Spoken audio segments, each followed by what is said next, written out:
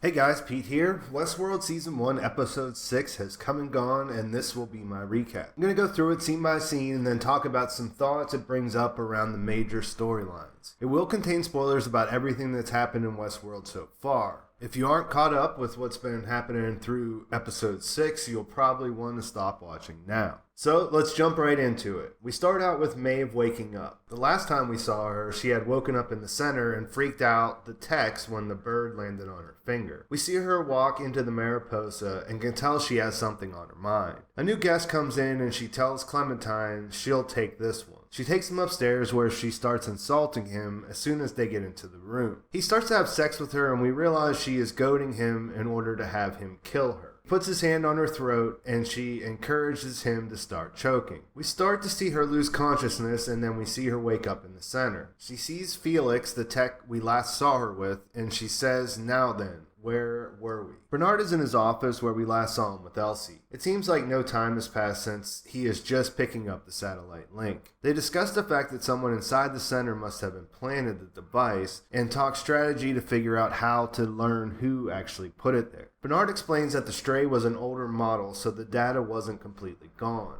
She asks what they're going to do, and he says he has to go downstairs. We see him in the elevator where he gets to the floor B82, which is restricted. The elevator tells him as much, and he uses his name to gain access. He enters the floor where things look to be abandoned. We see some of the mechanical parts from the early hosts, and this could even be the area where we saw the young Dr. Ford a few episodes back. One thing that stuck out when he turned on his flashlight was this host. If you ever watched the original movie, it almost looks like Yul Brynner's character. He was the host that went rogue in the movie, so it's an interesting little throwback. Anyways, Bernard finds the computer terminal and logs in. It looks more contemporary than the folding computers they use now, but can't really necessarily decide when it's from either. He pairs his computer to scan for anomalies and the Stray comes up right away. He sends the info to Elsie, and then the old computer tells him it found 5 more anomalies. Bernard looks as lost as I am, trying to figure out what this is, so he looks a little deeper. He finds out that there are 5 more hosts that aren't registered with the new system in a remote area of the park. What that means isn't clear, but you can see that he's definitely thinking hard about it whenever the scene ends. In the small Mexican town where Lawrence is from, we see things stop as Dr. Ford arrives with some of his assistants. They tell him they would have to level the town to extend the canyon where he wanted it, but he says that they can just stop it before the city. He then tells them he'll find his own way back, wakes all the hosts up, and has a look around. He notices the maze carved into a table where some of the men are playing dominoes. We next see him in his office where he's looking at a model of the new city with the white church from the new narrative. He gets up and grabs an old sketchbook from a cabinet. We see the early drawings of Dolores and then he turns the page. There we see the sketch of the maze, which is a big clue that the maze is as old as Dolores, and that means Arnold was involved. We already knew this for the most part, but still showing these two things together like that implies that there may be a deeper connection between the oldest host in the park and the idea of the maze. The man in black is riding with Teddy towards Pariah. He has the scalp with the maze on his lap, and he notices that Teddy takes a look at it. He asks him if that looks like anything to him, and Teddy replies that there isn't much to say, it's an old myth of the natives. The man in black tells him to go ahead and regale him, and this is the description of the myth that Teddy tells him. The maze itself is the sum of a man's life. Choices he makes, dreams he hangs on to, and there at the center there's a legendary man that's been killed over and over again countless times, but always claws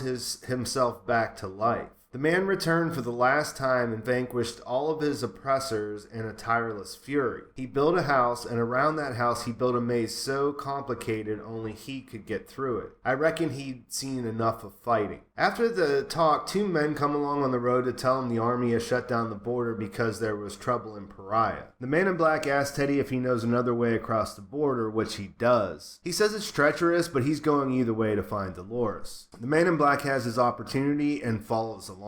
Felix is explaining to Maeve that she's made by the engineers upstairs, and despite having much superior processing power compared to humans, that there is one major drawback. She is under their control. She doesn't believe this, so he pairs his computer with her. We get this really great sequence where she sees her decision-making process in real time on the screen. It freaks her out and she shuts down while experiencing a crash. Bernard visits Teresa in her office where she's sitting there looking pensive. He says he needs a word, but she changes the subject to start talking about how Ford knows about their relationship. She basically breaks it off with him, saying it can't go on, and when Bernard says he can be impartial, she reveals the real reason she needs to do it. She doesn't think he's impartial when it comes to Ford, and it seems clear that she's going to recommend that the board remove the doctor really soon. She needs to get rid of any leverage Ford has over her, like her relationship with Bernard, before she makes her move. Felix is frantically trying to get Maeve back online, which he eventually does. We get one of the best sequences of the season where she tells him she wants to go upstairs. He says no, but she uses her persuasive programming to convince him, and she gives this amazing sly smile once she knows she has him. He takes her on a tour pretending that he's testing her or something like that, I guess. She sees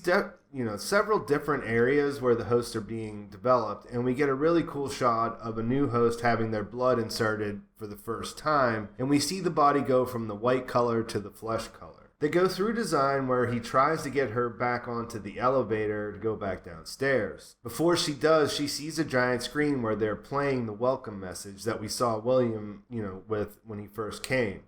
She sees herself on the screen in an old narrative walking with her daughter. This freaks her out and she wants to know how they have her dreams. Back downstairs, he explains that they weren't dreams, but that they reassign the hosts all the time. He's in the middle of explaining how it works when the douchey tech shows back up and asks what's going on. He threatens to turn him in, and Maeve springs into action. She grabs a scalpel and holds it to his throat. She expertly reasons with him that he doesn't want to die, so he should do what she says. The scene ends with Sylvester whimpering, but it looks like Maeve has convinced him to play along. We get a quick shot of Teresa in her office talking to someone important online. He's speaking an Asian language, so we don't know what he says, but she ends the conversation by saying yes, she understands the urgency. She lights up a cigarette while looking down on the hologram of the park as the scene cuts away. Next, we see her approach Lee Sizemore, who's drinking at a pool while on sick leave. She tells him she needs him back at work, and he whines about how much work went into the narrative that Ford destroyed. She says that there are continuity holes in several stories because of his pulling host for the new narrative, and she needs him to fix it. She explains that if Ford can't pull it off, they'll be looking to replace him, but they won't be looking at the pool. The man in black is concerned with Teddy's choice of border crossing. He tells him he needs him alive and knows he'll get killed if they try to shoot their way through the soldiers who are guarding the tunnel to the old territories. As they're talking, he sees two soldiers by themselves, which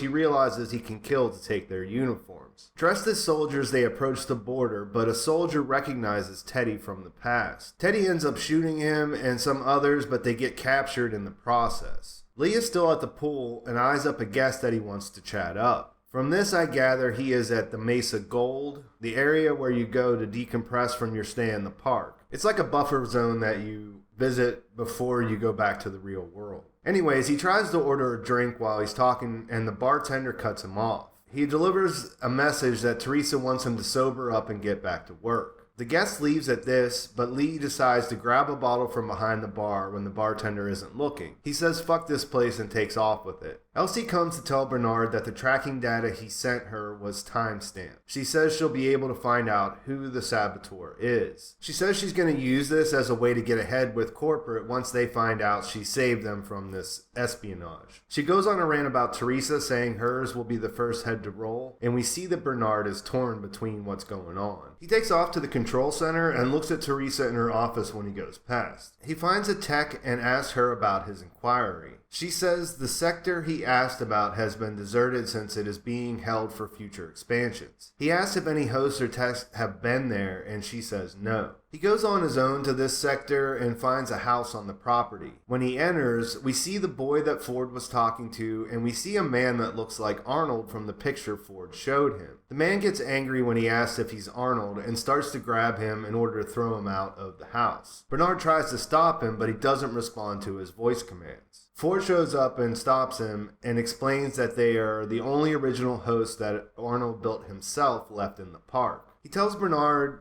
he told Arnold the story about a family getaway as a child that was his one happy memory from childhood. Arnold made these hosts as a gift for him, and he kept and maintained them himself when all the hosts got upgraded. The boy is him as a child and the rest are his family. When Bernard says it's dangerous to have them, Ford shows him that he has complete control of them. And he asks Bernard to overlook what he saw. He says you would want to see your son again if you could, and Bernard seems to be okay with that. He says he needs to get back, and Ford says they can talk about it later if he likes. We see Stubbs at the center saying they need to keep an eye on Pariah. At the same time, Lee shows up drunk and starts pissing on the map from above. Teresa comes up to him and he talks some shit before realizing she's with someone else. He finds out the woman at the bar wasn't a guest, but a person from corporate that is there to look things over. Bernard is at behavior and is asking the computer about first-generation hosts. He asks how many there are and how many Arnold made himself. We find out there were 82 and that Arnold built 47 of them. He asks for a list of all first generation's hosts that are still in rotation, and we see it scroll by on his screen. We see Dolores there, but not much else to tell us what he's looking at. At the tunnel, Teddy and the man in black are tied up. The soldiers are heating up a brand of the maize that they intend to give Teddy. The man in black tries to bargain with them, but they aren't having it. As they hold the brand to Teddy's chest, he has a flashback, and we see that he actually was killing his own men with Wyatt. The man about to brand him calls him a killer, which he basically agrees with, and then he slips out of the ropes he's tied up with and grabs the brand. He starts knocking people out, and the man in black starts shooting them. Teddy jumps behind a Gatling gun and starts killing every soldier in sight. Once he's finished, he tells the man in black, let's get the horses in gear and move on.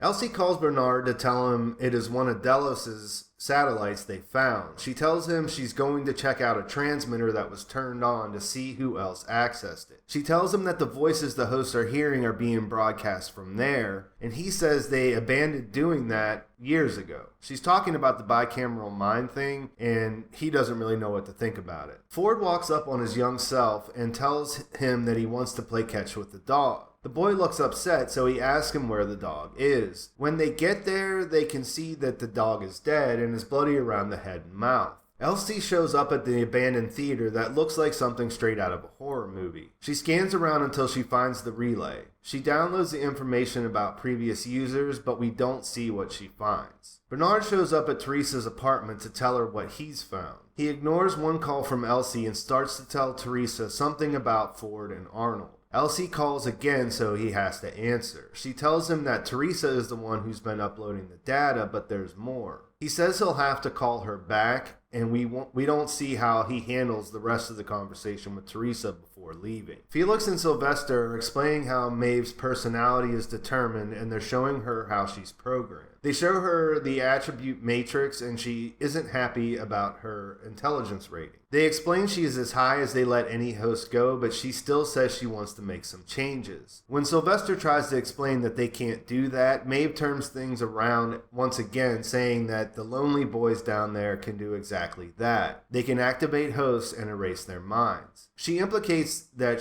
he's been using this to pimp her out while she was in for repairs, but she'll forgo her cut for some alterations. He takes the computer and sits down and appears to be making the changes she wants. Bernard finds a place to call Elsie back so that he can learn what else she's found. She tells him that Teresa was using the old bicameral mind control system to reprogram the Stray. She says that someone else has been using this system for weeks, making major changes to retask them. They have been making changes to their prime directives, which means they could lie to the staff or even hurt them. When he asks who's making the changes, she says the best she can tell is that it's Arnold. He points out the obvious fact that Arnold is dead, to which she replies he's a prolific coder for a dead guy. She says she'll transfer all the data and bring it to him, and he says he'll be at his office. Ford is interrogating his young self in his office about what happened with the dog. He finds out the boy is lying by putting him in analysis mode. He pushes to find out why he killed it, and the boy says a voice told him to. When he asks whose voice, he says Arnold. He says the voice told him that he could help the dog. It was a killer, but it wasn't its fault. If he killed the dog wouldn't be able to kill anything else. Ford looks troubled by this, and we can see that him keeping the old host may be a future problem. Elsie is transferring and looking over the data in the creepy abandoned theater, and she hears a noise behind her. She gets up to look around, and as she says the name Arnold, someone grabs her from behind. Sylvester tells Maeve they're in and that she's up.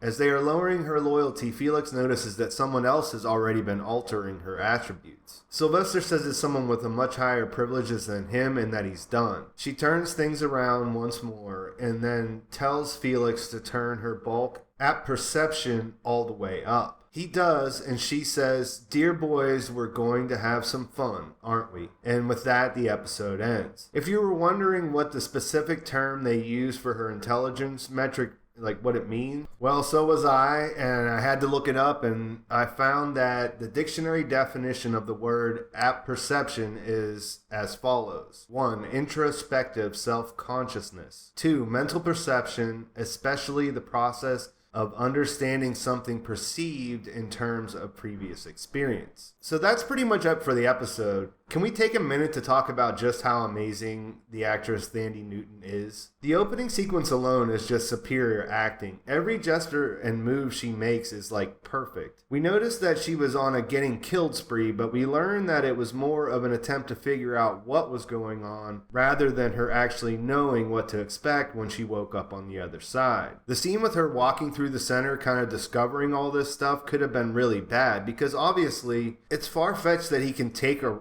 around without them getting caught, but the way it was put together and her acting actually made it work. So, what is going on with the 5 unregistered hosts of a family that Bernard is keeping off the grid? The cover story he feeds Bernard seems to check out based on the scene where he talks to the boy about the dog. To me, it felt like he was trying to understand his own past transgressions through the host and seemed genuinely concerned when the boy told him about the voices. But why did his father look like the picture that he showed Bernard of Arnold? It seemed to play the role of an overbearing father figure. Is there more to this? Honestly, Arnold seemed made up to me when they first brought him up, but each week the story gets more involved, which makes it hard to believe that he might not be a real person. At the same time, if this is some big thing that he's doing to spice things up with his new narrative, he's doing a really good job. The introduction of the Maeve myth is interesting. Is it literal, as if there's a host at the center as part of a narrative? Or is it a true myth started by Arnold himself, who hid away in the park rather than dying? Did he hide from Dr. Ford, and is the man in black the key to getting him? Or is that just dumb because obviously anything the guest could do, Dr. Ford would have figured out how to do a long time ago? It's a bit confusing, but we still have 4 episodes left to go, so I'm sure that we're going to get more hints in that direction. The main thing is it doesn't line up with him looking at that old sketchbook or paying attention to the carving of the maze on the table. If Ford is actually behind all the maze stuff that's popping up, he's doing a pretty good job of deceiving us, like I said.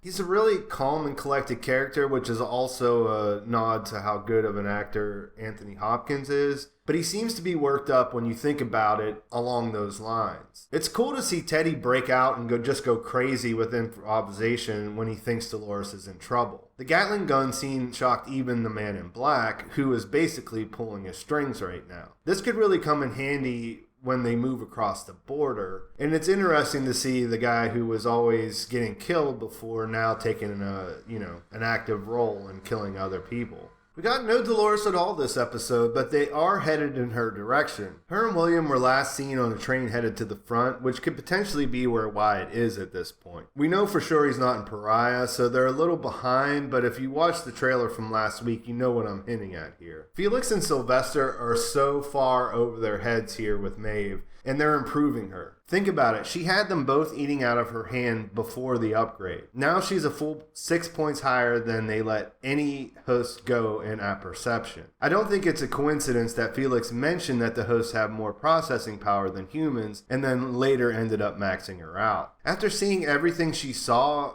would we consider her conscious? I mean, she understands what she is and how her universe works. She's almost skipped right over normal consciousness and transcended it at this point. With her improved skills, she should be able to do whatever she wants. The big question now is, what would a host actually want? What will she do with these newfound powers, so to speak? She seems a little resentful at the situation she's in right now, but will she go down in a blaze of glory taking it out on the park? Or will she aim for something else, like maybe leaving the park? I'm curious to hear what you guys think about all this stuff, so let me know in the comments. I really liked how this episode was more character-based and how the story moved along in a different way. It was almost a different show almost, but I think it was a good transition from some of the heavier stuff Dolores is going through. I guess the difference in core coding has them going for the same destination with two different journeys, which is pretty exciting when you think about it. I don't know, it is for me anyways, and I can't wait to see how the last 4 episodes play out. Please like the video if you like it, and make sure to subscribe to my channel to keep up with my latest videos. If you're a Game of Thrones fan, I'm doing a book giveaway with those videos, so check out one of them and you can learn all about it. Thanks for watching. I'll talk to you soon.